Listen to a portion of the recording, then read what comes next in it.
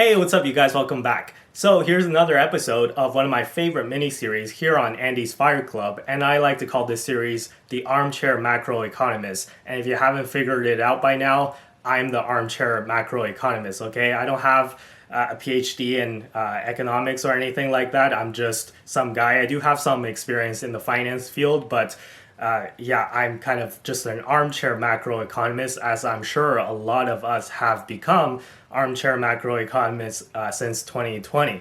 But yeah, anyways, I put all these videos in a playlist. So if you want to watch the previous videos, feel free to check out the playlist, and please give this video a like if you like the series. So today, the big news is, of course, the FOMC meeting and Jay Powell's speech.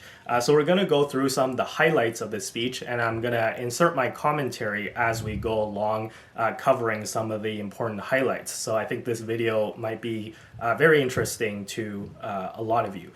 So anyways, without further ado, let's jump in.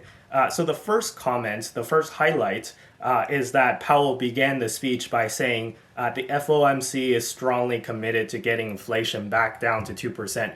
So this is nothing new. This is nothing shocking. He said this a lot of times. And yeah, regarding the 2% target, which is the Fed's target that they've been repeating over and over again, people have been asking, why 2%? Why not 3%? Or why not 4%? Because if you think about it, 3% is still an acceptable amount of inflation, right? So if you went to the store and inflation was 3% as opposed to 2%, you might not even notice the difference. But if it's, let's say, 2% versus 10% or 3% versus 10%, then you will notice the difference, right? So 3% though is not like that big of a deal, to be honest. But why don't the Fed just say, oh, 3% is acceptable? And I actually am on the side of the Fed for this one, where they need to really put their foot down and say, no, we are committed to 2%. We can't let it become 3%, because if they keep on moving this target, or not even keep on moving this target, if they move this target once, then everything falls apart, right? So when I went to high school, I went to a high school with uniforms. So you were allowed to wear your own shirt underneath your rugby jacket. We had a rugby jacket, and we also had like another type of jacket. But if you're going to wear the school uniform jacket and wear your own shirt, you got to wear a white shirt underneath. And it can't be a beige shirt, right? Or it can't be like a pale yellow shirt. It can't be like a sandpaper colored shirt, because once they let one thing slide, then they let everything slide, right? If they let people wear a beige shirt, well, what is beige, right? Like if I wear a pale yellow shirt, is that okay? And then if that's okay, then I'm going to show up the next day wearing a bright yellow shirt, right? And then everything falls apart.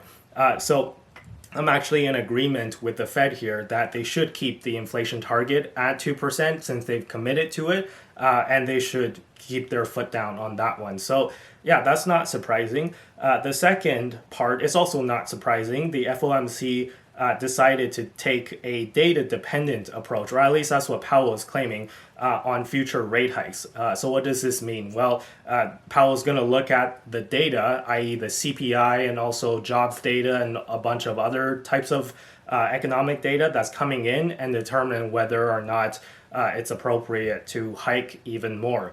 So I think that this is somewhat of a dovish comment, and in case you don't know what dovish means taking it easy on the economy, versus the opposite, which is hawkish, which is, we need more rate hikes to crush inflation and tighten conditions even more. So that's kind of like the difference between the two. But anyways, I think this is somewhat of a dovish comment, where if you look at FOMC speeches back in I want to say like mid 2022 or early 2022, Powell was saying like, no, we're going to raise rates for sure. Now he's like, okay, we're going to take a data-dependent approach, and depending on how the data looks, we might not hike rates. Basically, that's what he's saying, right? And the next comment is that economic activity is expanding at a moderate pace.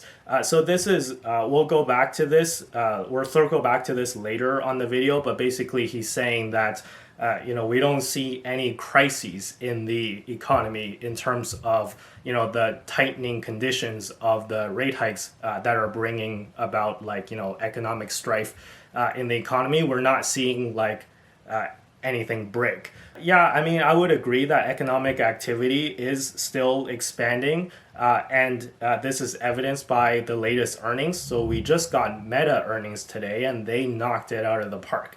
And they would have knocked it out of the park even more if it wasn't for that like super high spending on the money that they wasted on the metaverse and stuff. But that's another story that I won't talk about in this video. But yeah, I would agree with that economic activity is still expanding in the United States, at least.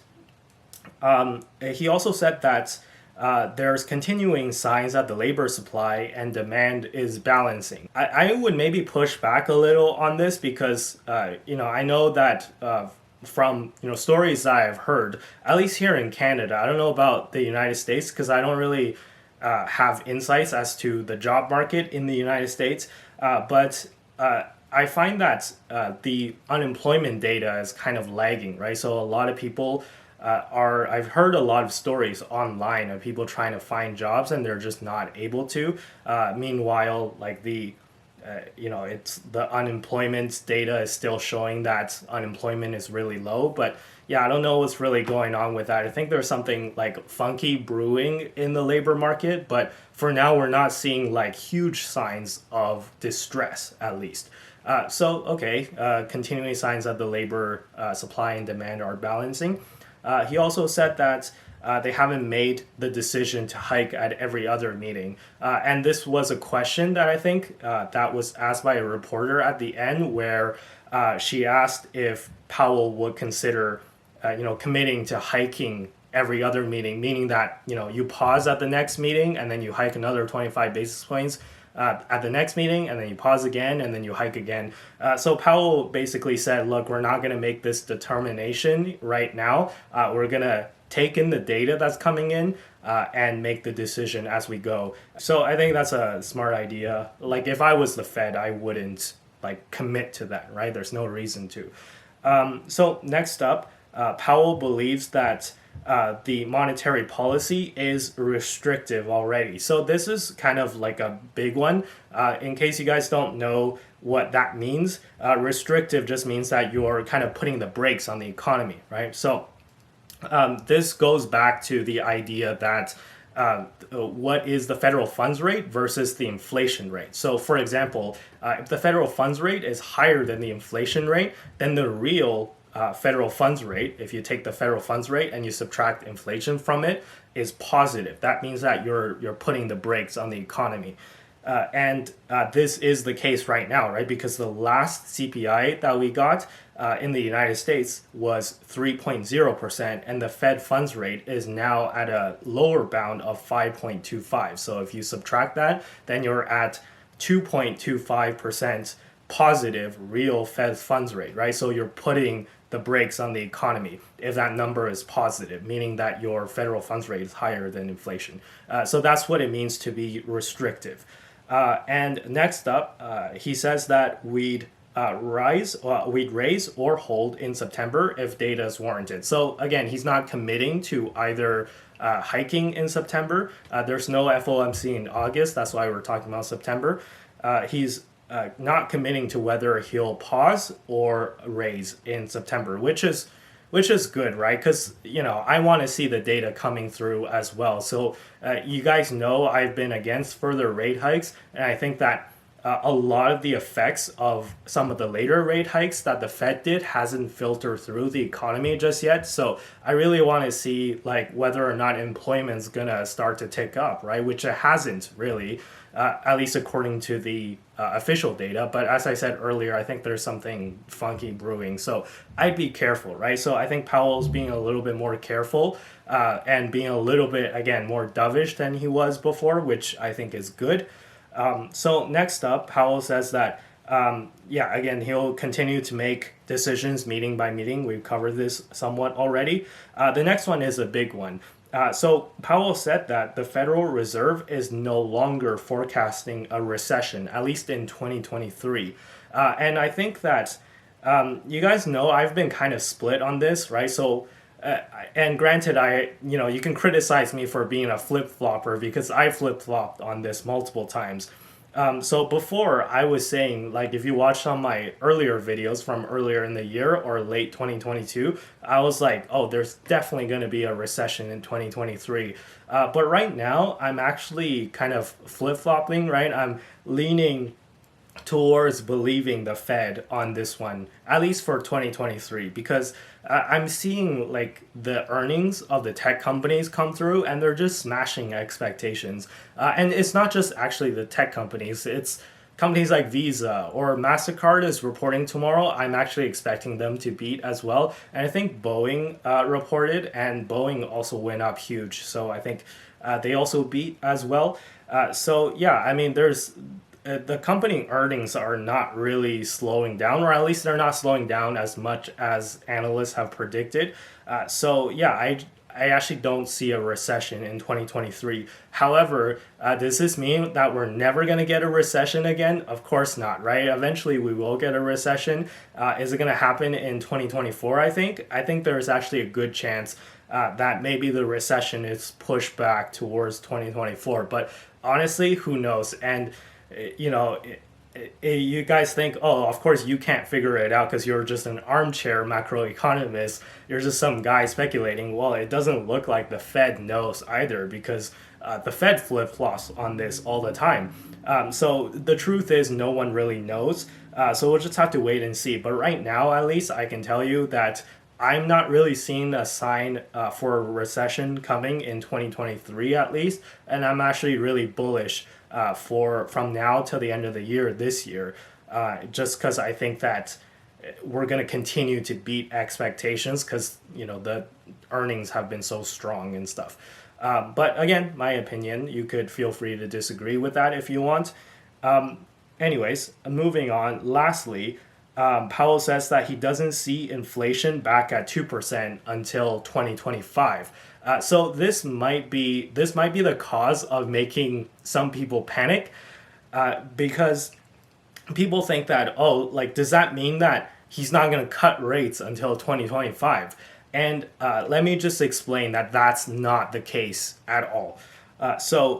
Of course, inflation is going to take a while to come back down to 2%, right? I don't think anyone expects inflation to just magically come back down to 2%, like willy-nilly, really easily. But I think people are misunderstanding what Powell said. What he means is that although inflation is probably not going to come back down to what he wants it to be until 2025, that does not mean that he's not going to cut rates.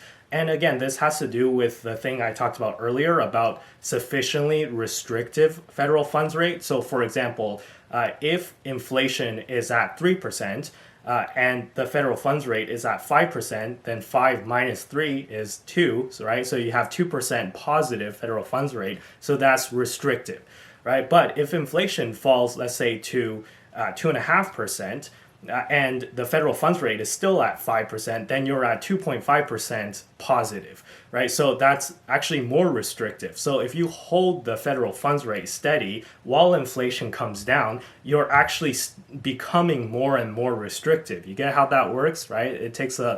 Go watch that part again if you didn't understand that. But essentially what I'm saying is that they could cut rates as inflation goes down and remain the same amount of restrictive. So for example, if inflation goes from 3% to 2.5%, they could maybe cut the federal funds rate by 0.5% as well. And they could cut, let's say, from 5% to 4.5% and remain the same level of restrictiveness. So as inflation comes down, you may actually see the Fed still cut rates. Maybe not this year, right? Because Powell also said, it wasn't in my notes, but I think he also said he does not see a rate cut in 2023. So not for the rest of this year. No rate cuts for the rest of this year. So that's okay. I think at least I think we've gone through all the rate hikes. There might be like one more, but I don't even think they're gonna do one more. I follow a lot of macroeconomists on like Twitter and YouTube and all that stuff, and I'm seeing a huge like prevailing opinion that the Fed is finally done. even from some of the more, I guess you can say, hawkish or conservative analysts. They're saying, like, I think enough is enough. Inflation is kind of coming down already, yeah, or at least it's coming down fast enough for the Fed to be like, hey, we could pause and we can maybe even cut starting in 2024. Yeah, anyways, that's all for today. I hope you enjoyed this video, and I hope you enjoyed the summary and my commentary that I added to it. Be sure to subscribe to the channel if you like the series. I love to keep making these kind of videos for you guys because I really enjoy this series. Yeah, anyways, I'll see you guys in the next video. Thank you so much.